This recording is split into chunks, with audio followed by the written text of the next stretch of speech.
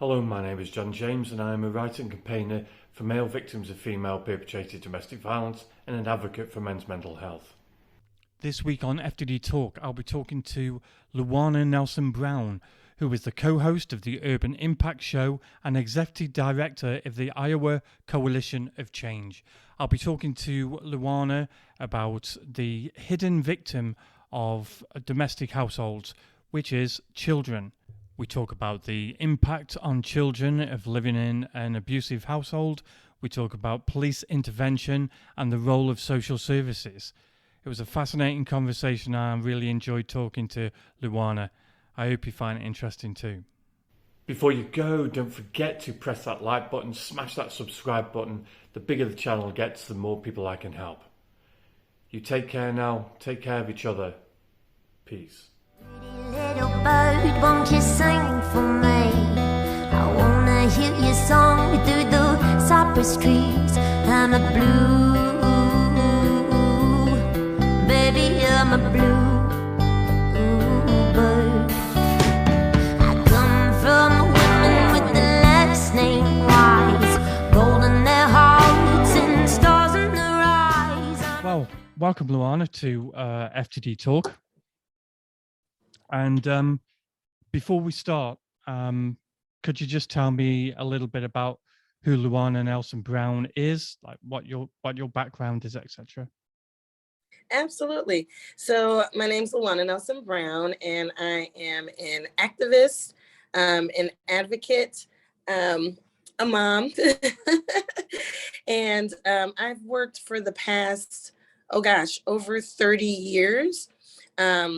To end violence in whatever area I happen to be in. I'm a proponent for increased quality of life, and I'd like to see an end to violence of all forms stopped across the world. Previously, I have spent many years as a domestic violence and sexual assault advocate for survivors. Currently, I am the executive director of the Iowa Coalition for Collective Change, and we are the Homicide and Violent Crime Coalition for the state of Iowa. So I shifted a little bit out of violence, what they call violence against women, to an advocate against violent crime, period. And that's how I think we should really be labeling this. And that's what I do today. Awesome. Yeah, I'm glad you said that about moving away and be more inclusive in the violence, because in my experience, that's where I come from. I come from a violent relationship where the female was the abuser, and a lot of the guys who I speak to are, in the same boat. For my audience out there, could you explain what you mean by domestic violence? Absolutely. So domestic violence, now it's more called intimate partner violence, is really abusive relationships amongst people who have an intimate relationship, typically is how we label domestic violence. But you can also, by labeling it intimate partner violence, it's a little bit more inclusive, because then you can also include family violence, violence against children, any intimate relationship where violence is present. And it could be physical, emotional, financial, mental, spiritual, all forms of violence in which there's an intimate partnership. And how are children involved in domestic violence? Oh my gosh, in so many ways that people don't really even think about. Obviously, we think about typically right away physical violence against children. However, there are many child victims of intimate partner violence, even if they don't experience physical violence themselves. Just being witness to violence creates a trauma for children in violent situations. There's emotional abuse. There's religious abuse of children. My personal story is being witness to domestic violence. I don't know if you heard me speak on a different podcast, but I grew up in an area that was mostly families. We were homeowners, and my parents were landlords.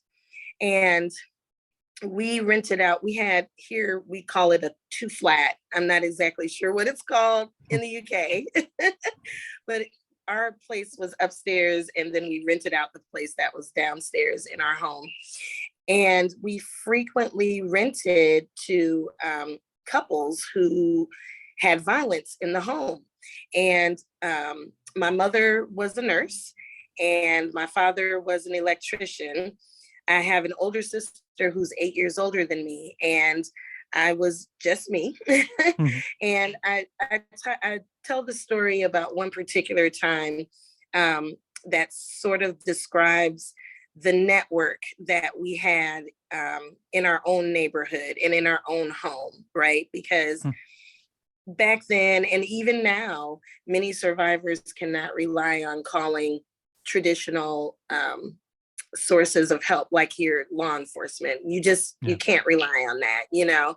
And so in our house, each of us had a job to do, and we knew what to do. And even at age 5, I knew what my role was. So there was a particular incident where there was a violent incident, physical violence downstairs with the family downstairs. And they had 2 children that were my same age. I was 5 or 6 at the time, and the 2 children downstairs were 4 and 7. We were all stair step, you know.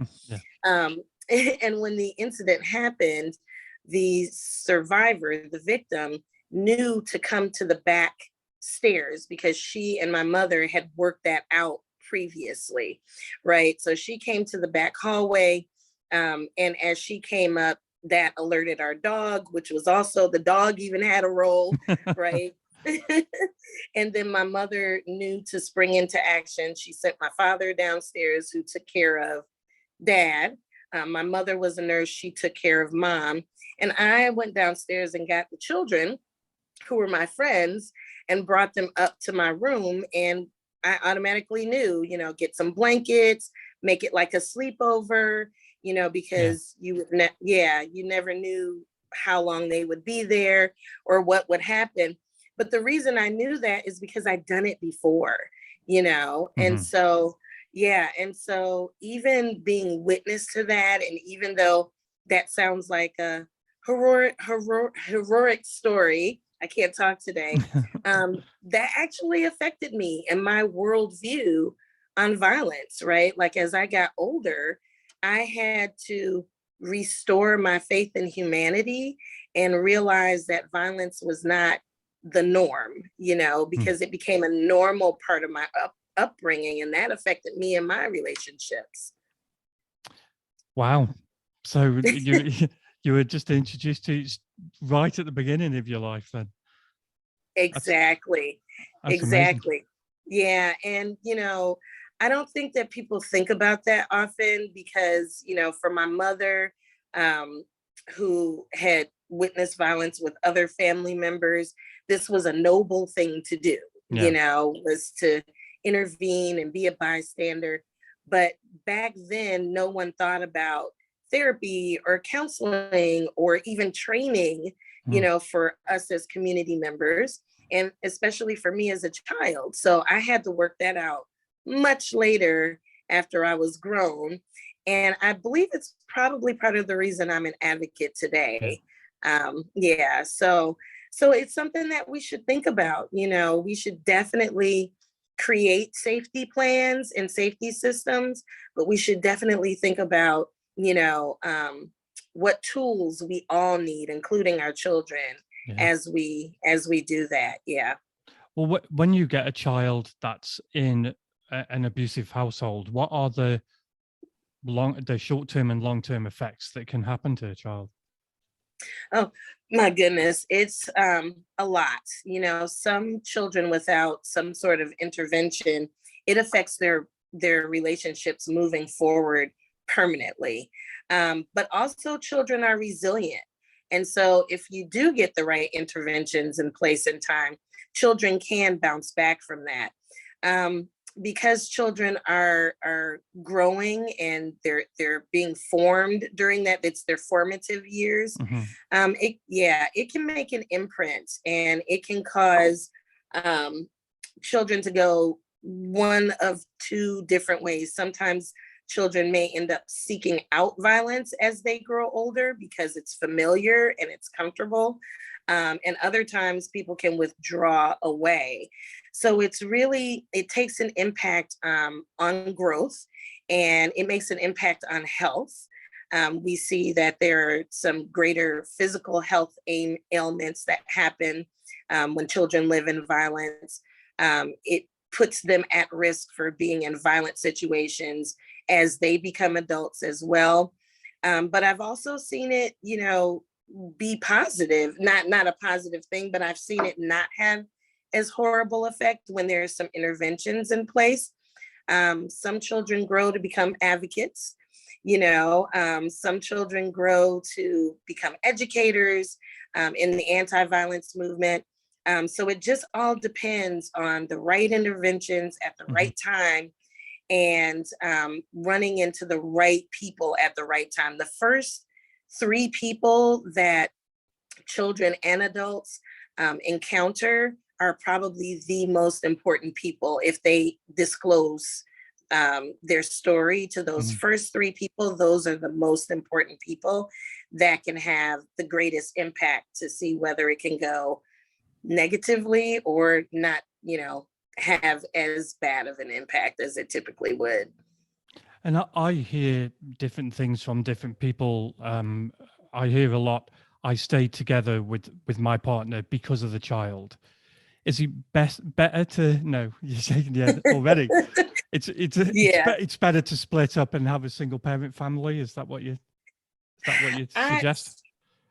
I tell you, I wouldn't stay for that reason, right? So I wouldn't tell anyone you have to leave because you never know what people's situations are. And sometimes it's more dangerous when you do. Like, that's the most dangerous time, is the time when you're leaving. So I never tell people, you have to leave right now, because unless I'm willing to, be responsible for those lives, I won't say that. I will tell people to safety plan whatever that looks like for them. Never ever use the myth that I'm going to stay because it's better for the children, because it's not. You're exposing them to violence and then putting them at risk for all sorts of things as they grow older. Not to mention, how healthy is it to witness that, even if they're not experiencing the violence themselves? The children are safety planning on their own. I've seen children go into their rooms, or they've told me stories where they've gone into their rooms during violent episodes and put on headphones and tried to drown it all out. There could be sleepless nights if episodes happen at night, which is not healthy. And then you're setting up a dynamic of possibly normalizing violence in a child's young mind. That becomes a normal way of life. So it's not helpful to stay because of the children. And so I really would encourage survivors to really consider all of the factors that are happening and what does safety planning really look like for them, taking into account not only their safety, but also the safety of the children in the home, both physical, mental, spiritual, emotional. I think that's a very important point that you just brought up about planning to get out of there, because like you suggested, telling your abuser that you're leaving can be extremely dangerous. I've been there. Absolutely. I've been there myself. I've said I'm leaving, and the violence increased. So, absolutely. That's exactly what happens. And so you really do need to have a plan. And I think a lot of people who aren't survivors they don't understand that, from the outside looking in, they think, well, why don't you just walk away? No, that's the most dangerous time, because the violence does escalate and many men and women lose their lives at that moment, so it requires a plan. And a really good plan also includes other supportive people if you have them, because typically, you would know, abusers will isolate people as part of the process, so some folks don't have a supportive system, and that makes it even exponentially more difficult.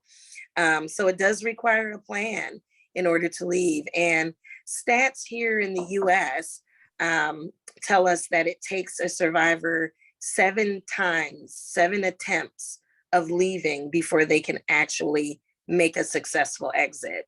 So it's a serious and time consuming thing when you're trying to escape the situation. And in your experience, do you find that even if the woman is the abuser, that she retains custody of the child? Absolutely. Unfortunately, our courts have not caught up with how violence actually works. And typically, women are awarded custody, and men are typically not believed, when they tell their story of violence. We've created in our society this dynamic, this myth that all victims are female and all perpetrators are male, when really violence doesn't have a gender, So that's yet another piece of the safety plan for a male survivor, right? Is how do you keep your children safe and out of the hands of the abuser if the abuser is mom? Now you need some sort of advocate that is well-versed in the court, right? So a court advocate, which is part of our advocacy here in the States. The programs here in Iowa, we have court advocates, and that's all that they do, is they connect with attorneys, they connect with the judge, and they help survivors state their case in a way that's going to make it more likely that children will be placed with the survivor, whether that survivor is mom, dad, male, female. And then there's DHS. I don't know if you all have like a DHS in the UK. It's a child protective agency or Department of Human. Okay. So then we have to advocate against that entity as well, right? Because they also lean toward the myth that the male is the abuser, and if dad gets custody, then there's sometimes harassment by that agency as well. So it really does take a lot of planning, a lot of thinking through, and really the best case scenario is a lot of support from supportive people. How do we turn that around? Is it just about education, or I don't know how to fix that, the bias? Oh God, you know what? If we had the answer to fix that, we'd be rich right now. Or maybe you are rich right now and I don't know it. No. Education is definitely a huge piece, right? And we have to start there. And I know there are a lot of advocates and advocacy agencies that are attempting to do that education. But I think it's also going to take policy change. I think the courts, DHS, or whatever you all call it there, they need to be intentional on focusing on this issue and actually writing into policies strategies that are more inclusive, strategies that are gender neutral, and then implementing those strategies. And that takes resources, money, the will to do it, and some intention behind doing it. And it's kind of like turning a large cruise ship, the other way. And it's going to take a lot of manpower and a lot of time to get that cruise ship turned around. But it's definitely something we need to do, because until we make this happen, we run the risk of putting children in the home with their abuser, which is unacceptable. Yeah, it's a big problem in this country. Huge problem in this country. Really? And yeah, it's going through family court. Suicides of men rise by 8%. So it's it's a massive problem. And what are some of the reasons that a male or a female don't report abuse, even if there's a child involved? Well, some of the reasons we kind of touched on right now, we, talked about how much manpower, how much resources it takes to get the outcome that's the best. A lot of people are exhausted and can't stand to go through all of that. Also, you already know, and the abuser has likely told you, that the chances of you being believed are slim. And unfortunately, the way our societies are set up, we make the abusers right, because a lot of times when people report, they're not believed or they're questioned. There's a lot of scrutiny involved. And so it really is something to think about. It's you're not only thinking about your physical safety, but also your credibility. You're also experiencing all of the psychological effects that the abuser has taken you through, the grooming process, all of the lies that the abuser has told. You're still dealing with those things. And everything that society shows us is that the abuser is correct. So just getting to a point where people are safe and they're starting to live a life of safety and a healthy life is enough for most people. It's enough to ask, because starting to then go through family court, starting to then go through, marriage, divorce court, is a whole nother monster that can be abusive as well. It can re-traumatize victims. So it makes perfect sense to me why people don't report. And then here in the States, if you're from my community, you've got to wonder if you're going to have the full weight of the state come down on you, starting from law enforcement all the way through, Child Protective Services, DHS. Is it safe for your family to actually make this report? We've got a huge movement right now here for Black lives against, deaths caused by law enforcement.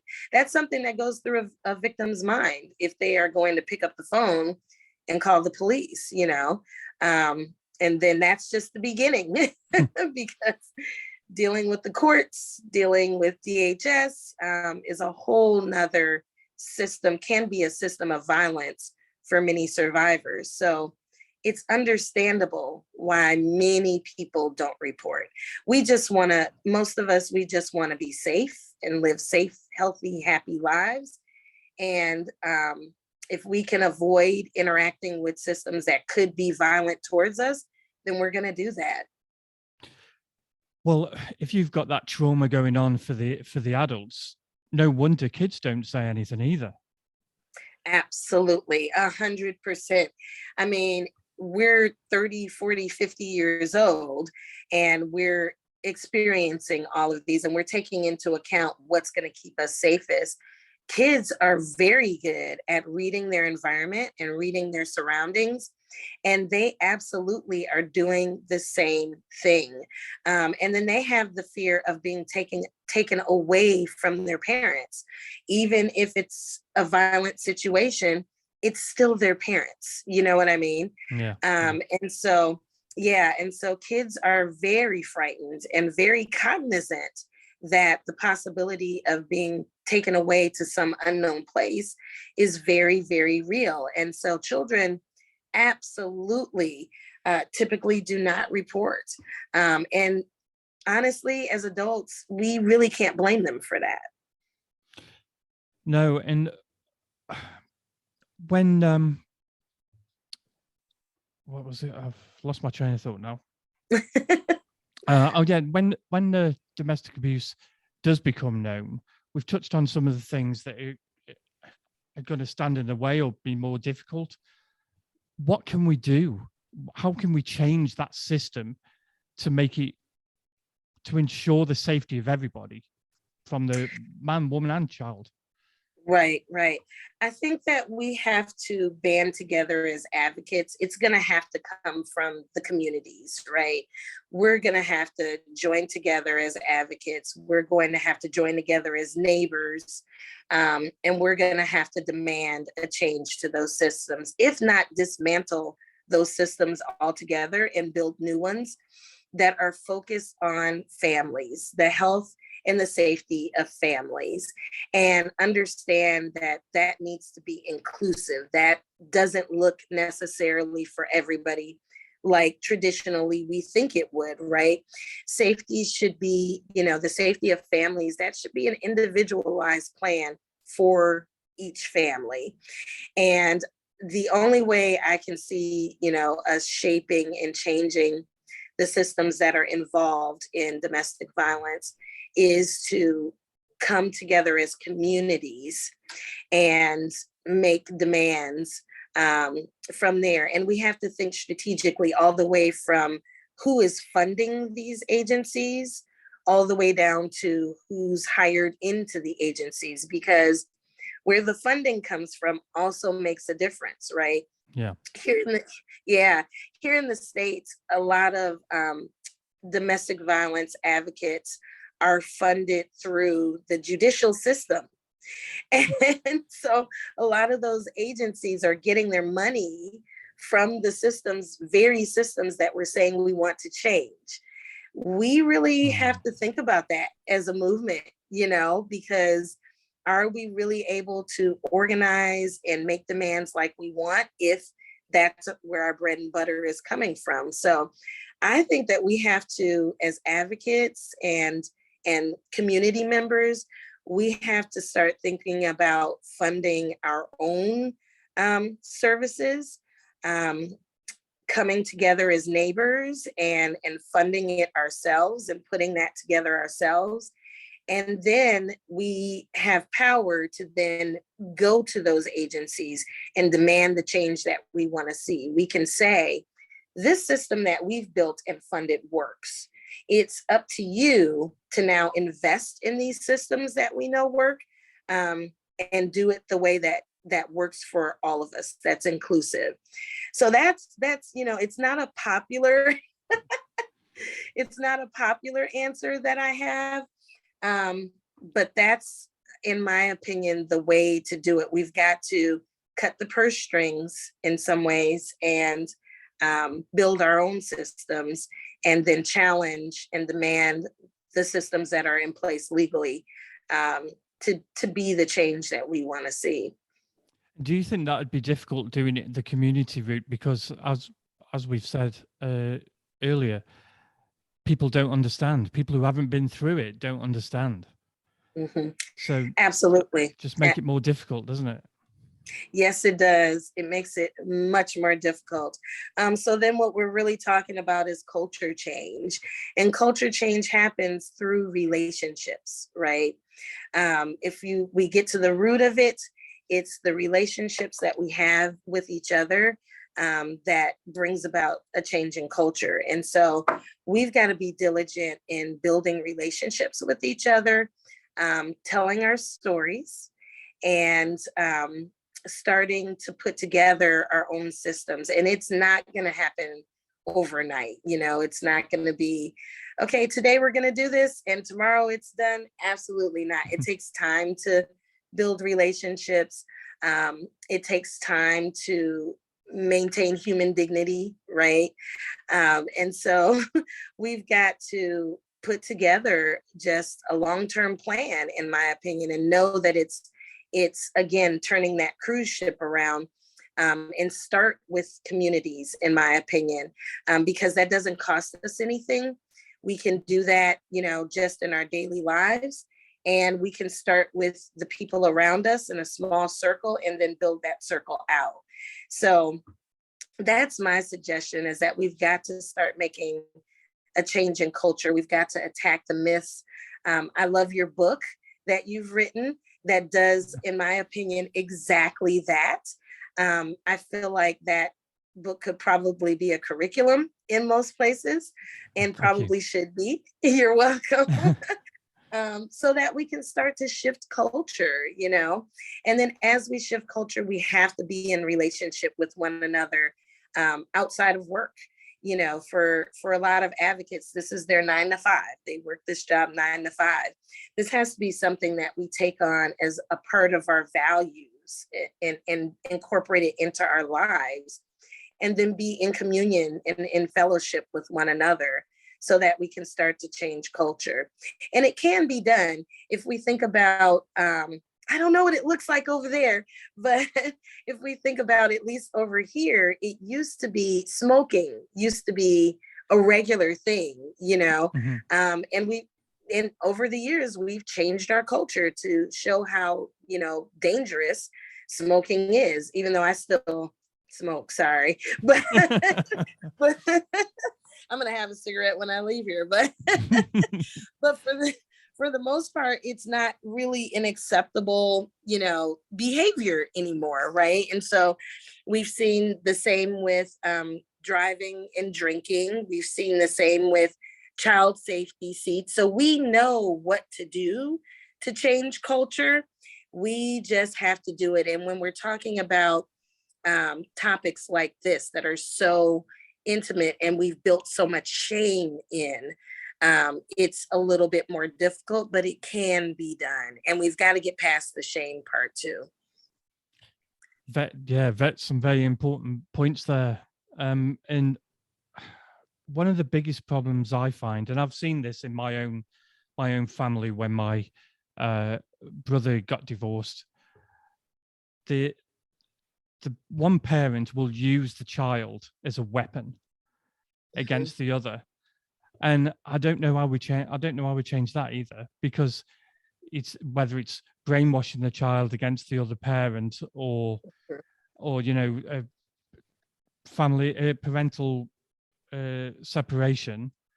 Yeah, that is another huge problem, even if there's no violence included. Right, absolutely. Which is also an act of violence, right? To use the child. Absolutely. And that is unfortunately way too common, right? And a tactic that's used by abusers. I really think, and this is sometimes hard for us as survivors to think about, but I really think that we also have to think about how are we including perpetrators in healing, right? Because the only people that can really stop violence are the perpetrators of violence, right? And so we've got to really come together and talk about, what does it look like? How can we start a lot earlier preventing perpetrators from being formed in the first place? Because I don't think, if you're dealing with a perpetrator that's using a child against the other parent, the chances of stopping that behavior are slim to none, right? Because it works. It works really well. So I think we may have to look a little bit further back and start thinking about, how do we change our societies so that we're not creating perpetrators in the first place. Like, perpetration is unacceptable in our societies, and using children is unacceptable in our societies. How do we change our culture so that it becomes an unacceptable practice and people are deterred from doing that? You know what I'm saying? Yeah, that's a really tall order, though. It really That's is. a It really tall really order. is. It really is. In the meantime, now we're back to safety planning, right? Where if you're in the situation, um, we've really got to think about what does it look like to get some supportive people in for your child. The other parent might not be able to talk to their child at that point. That parent, because the other parent has been successful in isolating that person against their children. But maybe there may be someone outside of the family that that parent can introduce the child to, that can maybe start to break the ice a little bit. That's a really tough one. And unfortunately, all too common in abusive relationships. And it does happen and children are innocent, they don't know, sometimes children lean toward where they perceive the power to be. So it is a common situation and a tough one to deal with.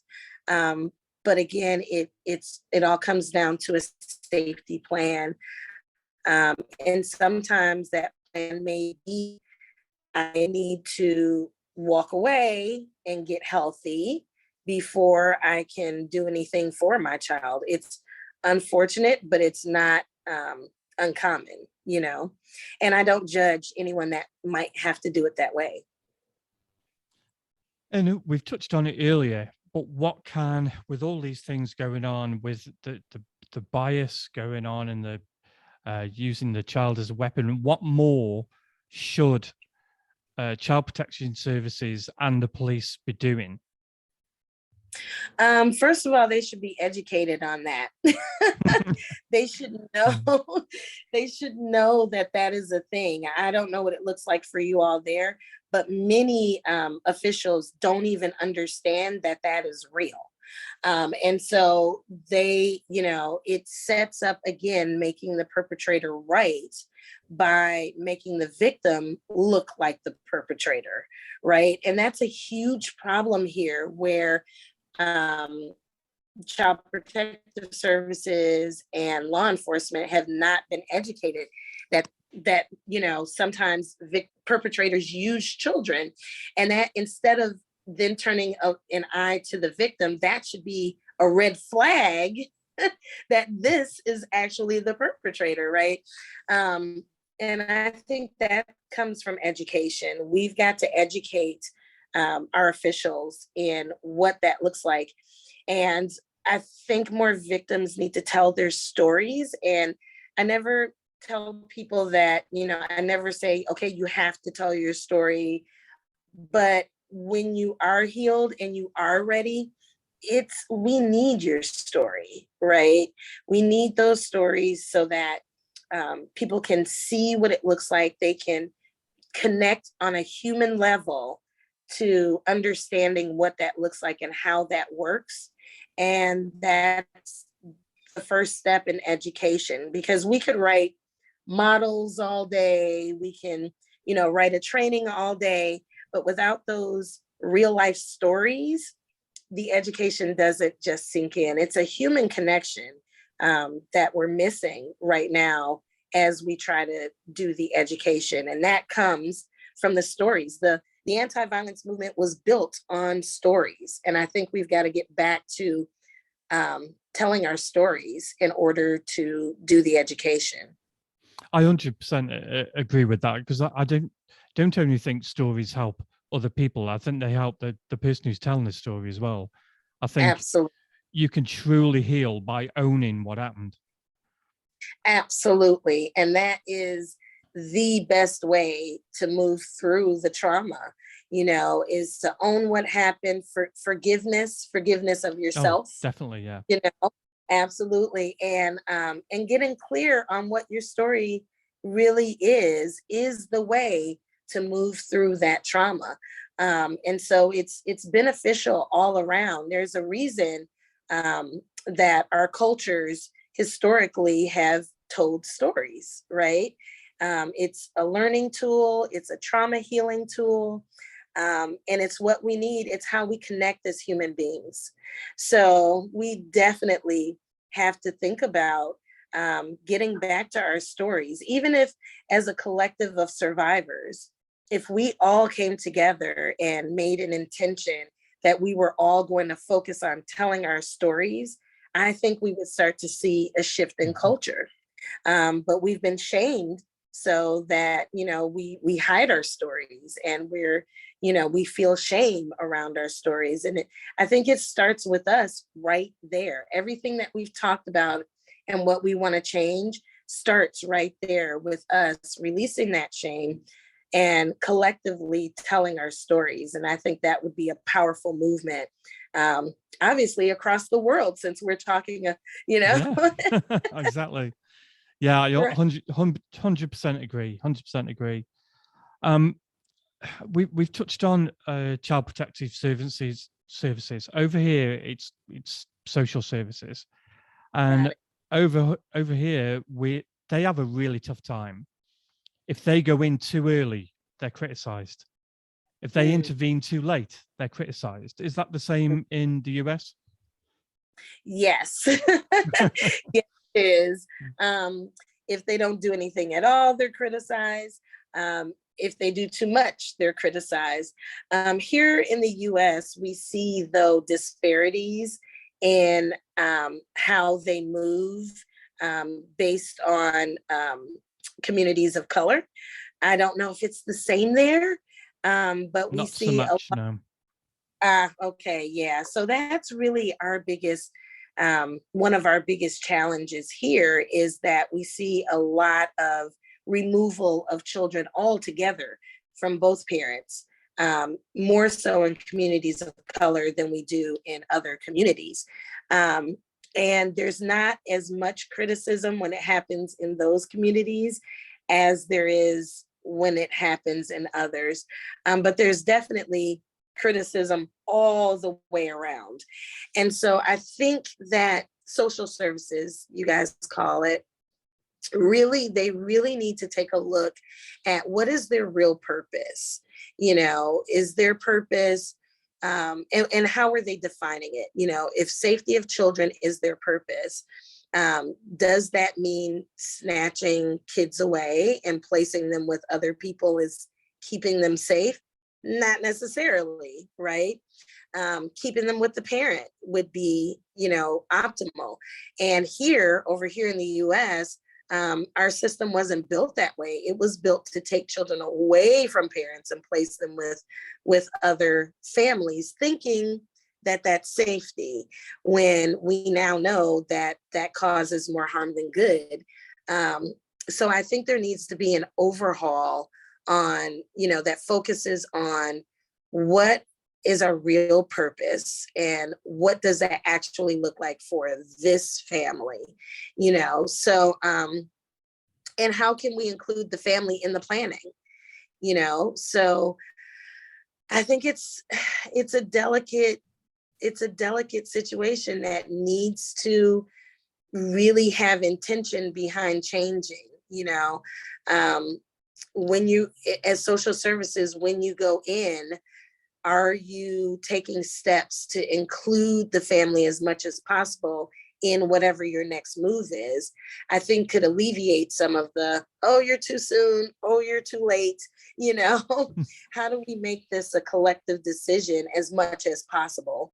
And make a plan that's specific to each family, is about the best that I could say there. And what would you say were the signs that a child is in an abusive household? What do people have to look out for? Sure. There's so many, and it's really specific to the child, but some common ones are withdrawal. Depending on how young the child is, there could be some inappropriate behaviors that indicate violence. The child can become violent themselves in a way that is premature for that age. You can also see changes in child development. So a child appearing to be much older than you're seeing behaviors where they appear much older than their developmental age actually is. A lot of children that I spoke to early on in my career were referred by teachers because of drawings and things that raised red flags. But really looking at overall demeanor, has there been a change in demeanor? Has there been a change in how this child, behaves? Their eating disorders also are another trigger that come from abuse in the home. There's so many, but really you can, it really goes back to relationships, because if you don't have a relationship with that child, then you'll probably miss it. You'll probably miss all of those things. So building relationships with our neighbors and our community is really vastly important. And if something appears to be off or appears to be amiss, do you have a relationship with the parents that you can, start to maybe take someone out, and have a conversation? Here in the US, I don't know if it's the same there, but there is a movement now for barbers and beauticians, like stylists, hairstylists, to talk to their clients about domestic violence, because typically going to the stylist is one of the few places your abuser doesn't follow you. And people start to open up when they're getting their hair done.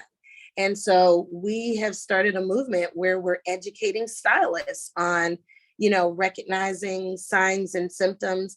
A lot of stress comes out in your hair and in your scalp. And so your stylists notice that, right? And so I think we have to think creatively about who is all in our community that might see some signs that without education might just gloss over it. If we involve everybody, I think we can start to pick up those signs, both in adults and in children. Yeah, they've started to do that over here. Okay. The hairdressers and things like that have been sort of taught the signs of domestic violence. Mm-hmm. Yeah. I think it's scary though if you see a child and you think they're being abused. That's quite scary to step forward and report that. Mm-hmm. Because if you get it wrong, then you're the bad guy. Exactly. Which is why I think it's best to have those relationships, right? Because then, like when I was growing up, we never reported in our community. We never reported because it wasn't safe to report. But we had relationships with each other. Our families had relationships with each other. And so because of those relationships, we were able to get people into positions of safety by having our regular, normal conversations. Other families in, the story I told about me as a child earlier, other families in our neighborhood understood and knew what was going on, and they actually had their own roles too. So that particular day, Dad had stabbed Mom 17 times is what had happened that day. Wow. And we all jumped into action. We did what we did, but later on, there were other neighbors that jumped into action too. Like she needed somewhere to go for a few days. When he came home, other neighbors stepped in, for that. So without those, it was vastly important that we had community and we had relationships with each other. And then the police weren't called until like 3 days later, right? That's only because she had to go to the hospital with stab wounds, right? That's the only reason law enforcement got involved. So I truly do think that if we build community, community members can be first responders, And that only happens if you have built a relationship, and then we can move forward from there. So that makes it a little less scary, I think, because it takes the pressure off of, oh my God, I'm calling law enforcement in, and that could make it vastly worse, and what if I'm wrong? Now I've contributed to the trauma of a child going through a system they never had to. Relationships is what takes that away. And it's incumbent upon us to start building those relationships with each other. And it doesn't cost us a thing to do that, right? So yeah, that's my answer to that. It's not an easy answer. It requires us to actually get out of our homes and actually interact with one another and, actually care, which is hard for a lot of people, especially now. And it's difficult in the UK as well, because we don't really have community. In small towns we may do, but we're not as community based as the US. So it's more difficult here. And wow. I mean, I guess community answers my next question, because I was going to say, what advice would you give to anybody who suspects that? But if you're outside of the community, if you haven't got a relationship with the family, but you still suspect it, what advice would you give to somebody? I would say it's time for you to start building community. I would not jump right to, oh my God, making a report, because you really can get it wrong. And that would be detrimental.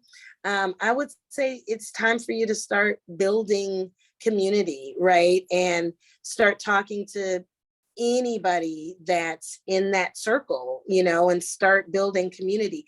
We sometimes have to get comfortable with people's safety planning right where they are.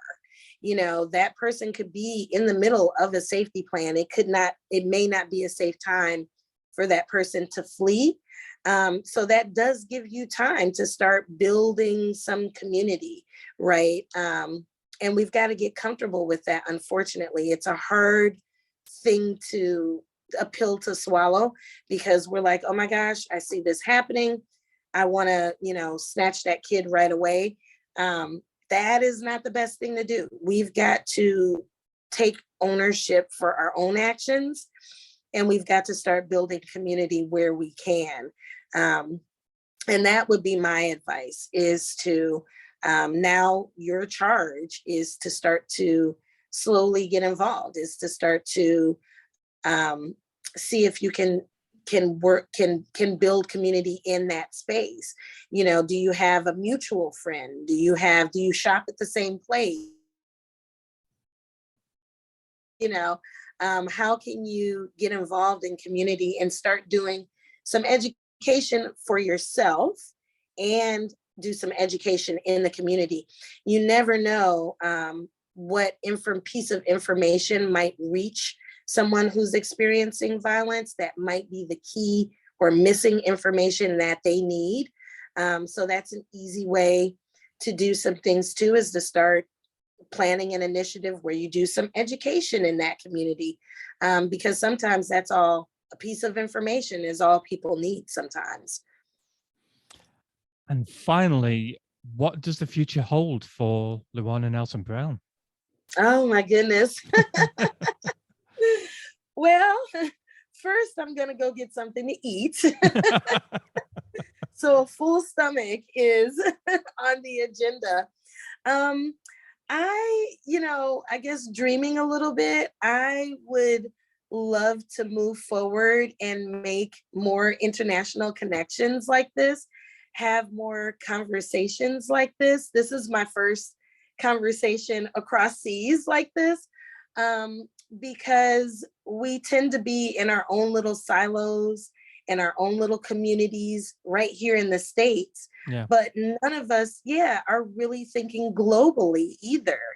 And so I would love to, make these connections and start to plant the seeds for a global movement to end violence. I don't know if that's, my birthday was just the other day. I'm 52. Oh, So happy birthday. thank you. So for me, my future may look like retirement soon, but I will never stop being an advocate to end violence. And I will continue to do this work. It may shift and look a little different in exactly what I'm doing. But I would love to have more conversations like these where we start talking about a global movement and building global communities. So you and I should keep in touch. Maybe we can do that together. Oh, definitely. Definitely. Yeah. And I mean, I want to thank you so much for talking to me today. I think it's a very important subject, and building community is a very, very important way forward. And I thank you so much for your time. Absolutely. Thank you so much for inviting me, and hello to all of your viewers. And maybe I can make it over that way one day. Yeah, cool. Or no, not at all. All right. All right. Well, if there's anything else I can do for you, just let me know. Or if you want to have another chat, I'd be happy to do that too. But I really, my boyfriend is like, okay, let's go eat now. So okay, I'll let you go eat. excellent. Thank you. It was so nice meeting you. You too. Thank you so much. Okay. Have Take a care good now. one. Bye-bye. Bye-bye.